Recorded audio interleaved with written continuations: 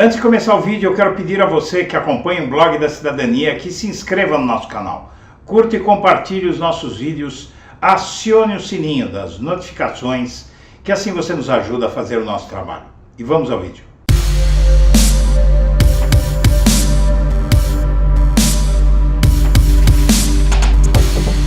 Bom dia, senhoras e senhores. Hoje é 27 de abril de 2023, são 8 horas da manhã.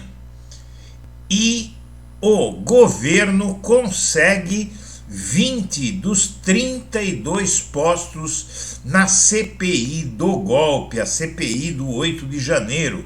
Na verdade, a CPMI, a Comissão Parlamentar Mista de Inquérito, formada por senadores e deputados. Aliados do governo estão sendo instruídos a alargar a discussão para os acampamentos golpistas em frente aos quartéis. E o Palácio Planalto montou a estratégia de formar dois grupos com missões distintas na CPI, com a expectativa de ter pouco mais de 20 parlamentares entre os 32 integrantes do colegiado. O governo planeja dividi-la em dois blocos. Um deles reunirá os palanqueiros e bons de briga, encarregados do embate direto com bolsonaristas com capacidade rápida de resposta a provocações e com fôlego para ajudar a pautar a disputa por narrativa nas redes sociais. No outro lado, também do governo, estarão parlamentares que farão a sustentação dos argumentos técnicos para a preparação de depoimentos e darão densidade política à versão do governo. O fato é que o bolsonarismo, principalmente o bolsonarismo, mas a oposição em geral, não vai ter o palanque que queria na CPMI do 8 de janeiro e ainda vai ter reveses muito sérios, porque, como você vai ver, os primeiros, já no comecinho da CPI, ela vai começar com Bolsonaro e Anderson Torres depondo na CPMI. Bolsonaro não tem como se esquivar de depor, ele vai ter que ir lá e vai ficar exposto aos aliados do governo, à bancada do governo, que vai lhe fazer perguntas duras para as quais ele não tem resposta.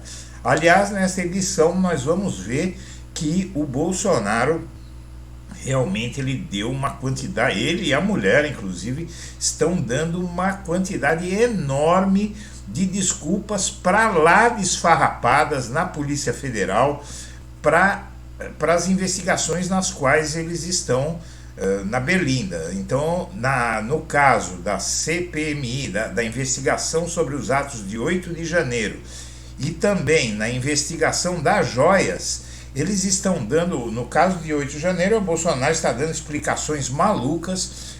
Ele deu uma explicação aí na Polícia Federal de que estava dopado quando publicou um post golpista e depois apagou, uma coisa maluca. E a mulher dele dizendo que deixou as joias caríssimas, verdadeiras fortunas, 2 dias em cima da mesa da cozinha do Palácio da Alvorada, que só ela é capaz de acreditar nisso. E inclusive ela foi pega em contradição, né, porque tinha dito que não sabia nada de joias e joias foram entregues na mão dela. Também a enfraquecida na CPMI do golpe, a oposição quer brigar pela CPI do MST, na qual acha que vai ter mais chances de desgastar o governo. Então, assim como o governo já tinha dito, a aposta da oposição na CPMI do golpe de 8 de janeiro foi um tiro no pé da oposição. Ela vai ficar muito exposta e quer reverter isso atacando o MST, mas o máximo que vai conseguir do MST, mesmo controlada pelo Ricardo Boiada Salles, se ele for mesmo relator, né, o que vai conseguir vai ser tirar algumas superintendências do INCRA, da área de influência do MST, mas nada tão sério quanto poderia e era pretendido, almejado pela direita, no que diz respeito à CPMI do golpe. Chegaram a sonhar, inclusive, com impeachment de Lula por causa de uma tentativa de golpe contra o Lula. Agora eles estão voltando ao planeta Terra. E não é o planeta da Terra plana, é o planeta Terra mesmo. E a CPI de 8/1 é criada sem espaço de comando para PT de Lula e PL de Bolsonaro, mas vai ficar sendo comandada por aliados do governo. Então, quer dizer, na verdade, não tem muito o que dizer sobre essa CPMI. O governo federal vai ter, no mínimo, 60% dos cargos dos membros dessa CPI, e com isso a oposição vai ficar vendo a banda passar. E a CPI de 8/1, na CPI de 8/1, os governistas apostam em minuta do golpe e a oposição mira em Flávio Dino. Os aliados do governo e parlamentares da oposição disputarão o comando da CPMI do 8 de janeiro para poder controlar a narrativa dos trabalhos, mas, na verdade, o governo vai focar na minuta golpista do Anderson Torres, que ele vai chegar, você já vai ver uma matéria que vai mostrar que o Anderson Torres pode, no limite, desabar nessa CPI e fazer uma delação ali mesmo contra o Bolsonaro. Você já vai entender por quê. A Polícia Federal prepara a suspensão do salário de Anderson Torres. A família dele se desespera. Polícia Federal prepara a suspensão do salário de Anderson Torres e a família dele se aflige com essa possibilidade.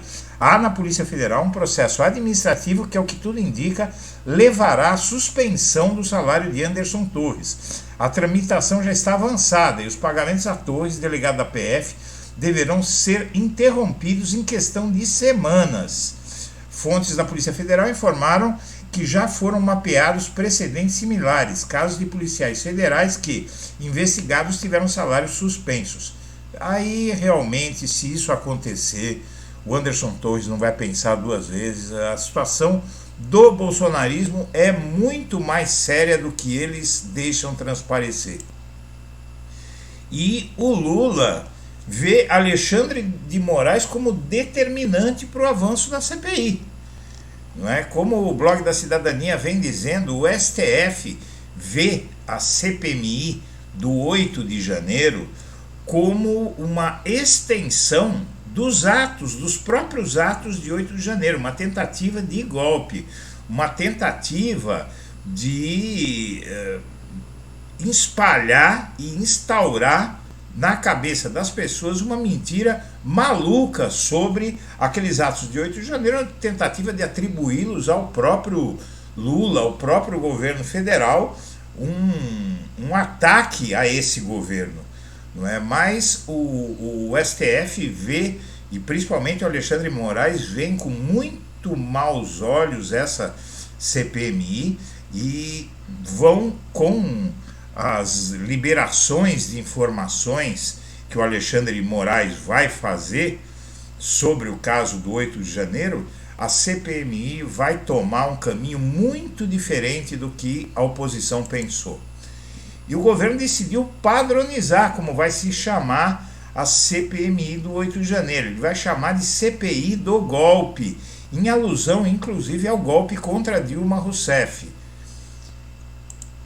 Além disso, o STF pauta para esta quinta-feira o julgamento do indulto de Bolsonaro a Daniel Silveira.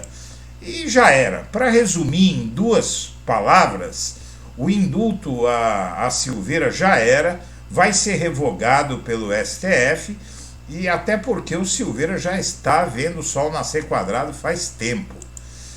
E deu a louca nos advogados e porta-vozes que defendem Bolsonaro. Só a crença no absurdo é capaz de salvar Jair e Michele dos apuros em que se meteram. E, na verdade, eles viraram, principalmente o Bolsonaro, virou meme na internet. Porque ele disse que estava dopado de morfina quando publicou um post e depois apagou, dizendo que quem tinha elegido o Lula tinha sido o STF. Ele em seguida apagou a postagem. E note-se que aquela CPMI, ela tem inclusive, ela pode ter membros dela do lado do bolsonarismo que estão sendo inclusive investigados pelo 8 de janeiro pelo STF. Ou seja, essas explicações que o Bolsonaro e a mulher dele têm dado, é óbvio que não colaram na Polícia Federal, vão torná-los réus nessas investigações e a batata deles vai assando cada dia mais. E por fim, o Tarcísio de Freitas, o governador de São Paulo, ele tenta evitar o risco Boulos na privatização da Sabesp. Qual é o risco Boulos? É o seguinte: o Boulos, se realmente se concretizar a força dele na disputa pela prefeitura de São Paulo e ele se eleger prefeito, a prefeitura de São Paulo é responsável por metade do faturamento da Sabesp. E o Boulos pode criar muito problema para quem comprar a Sabesp. Por isso, é muito provável que desabe o interesse na privataria da Sabesp, que seria um revés muito ruim para a população paulista, porque a gente sabe que privatização é sempre sinal de aumento drástico de preços dos serviços. Senhoras e senhores, nós agradecemos a atenção e estaremos de volta ao meio-dia. Um abraço para todo mundo.